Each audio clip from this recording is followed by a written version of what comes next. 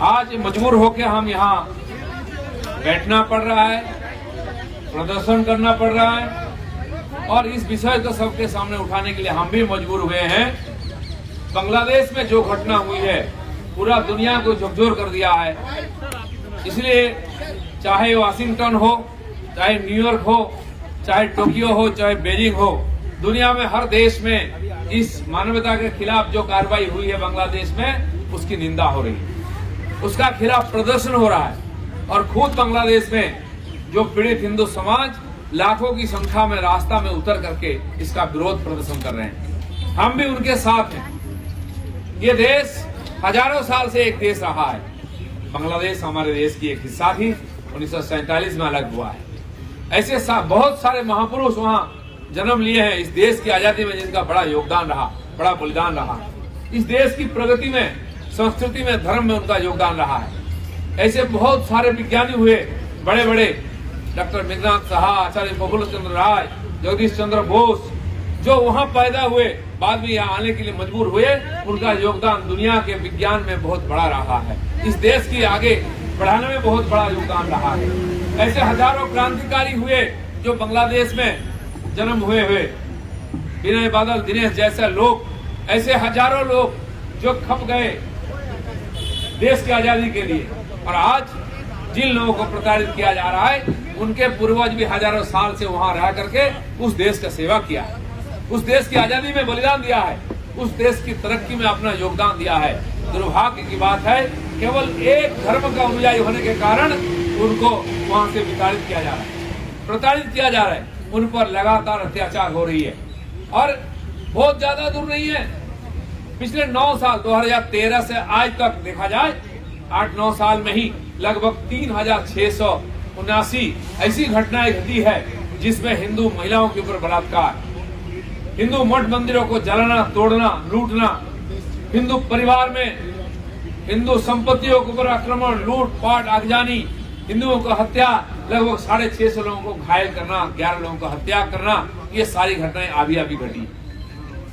राम मंदिर की जब आंदोलन यहाँ चली, उसका परिणाम वहाँ हुआ, हजारों लाखों हिंदू को घर बार छोड़कर बांग्लादेश छोड़कर यहाँ आना पड़ा। देश का विभाजन के समय भी सारेआम, नोआखाली से लेकर के और सातखीरा तक जगह जगह दंगा हुआ, लाखों हिंदू बेघर हुए। बार बार ऐसा घटना हमको देखने को मिलता है बांग्लादेश। चाहे सरकार जो भी हो, वहाँ इस परंपरा को रोकने का नाम नहीं ले रहा है। आज वहाँ जो सरकार है, उनकी प्रधानमंत्री अपा हसीना है, जिनको सब अपा बोलते हैं, दीदी बोलते हैं, और कुशलता से सरकार चला रही है। उनके आने के बाद संख्या कम हुई है, लेकिन रुकी नहीं है।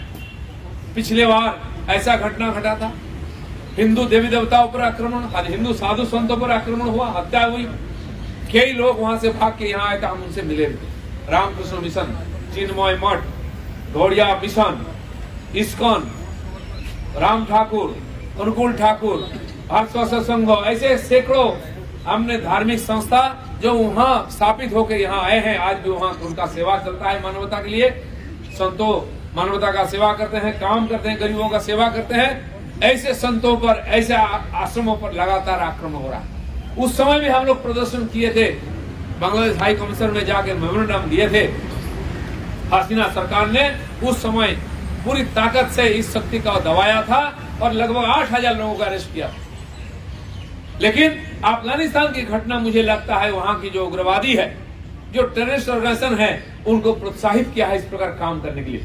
नहीं तो दुर्गा पूजा जैसा बंगालियों की सबसे अच्छी उत्सव है, सबसे बड़ी उत्सव माना जाता है, उसी उत्सव चलते समय एक झूठी आरोप लगा करके किसी ने कुरान लेकर भगवान का गोदी पर दे दिया, हनुमान जी का, और पूरा देश में एक साथ दंगा शुरू हो गया। इससे लगता है कि ये सोची समझी एक रणनीति के तहत ये घटना घटी है।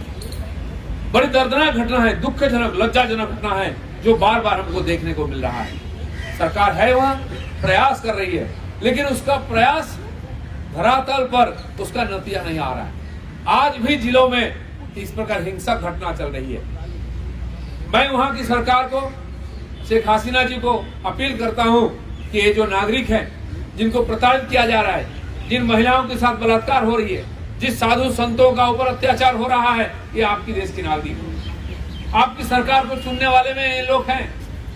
आपके देश के प्रगति में उन्नति में इनका योगदान है, इसलिए ये केवल हिंदू है, ये कोई दोष नहीं हो सकता, ये कोई अपराध नहीं हो सकता, इसलिए उनको देश छोड़ने के लिए मजबूर हो जाएंगे। इनकी मान, जान, माल, इनकी प्रॉपर्टी, मठ, मंदिर सुरक्षित नहीं होगा, ये किसी सभ्य देश में नहीं हो सकता। इसलिए आपकी जिम्मेदारी होती है कि वहां के हिंदू समाज को सुरक्षा दे करके ये निश्चित करे कि वो अपने देश में और निश्चिंत से रह सके।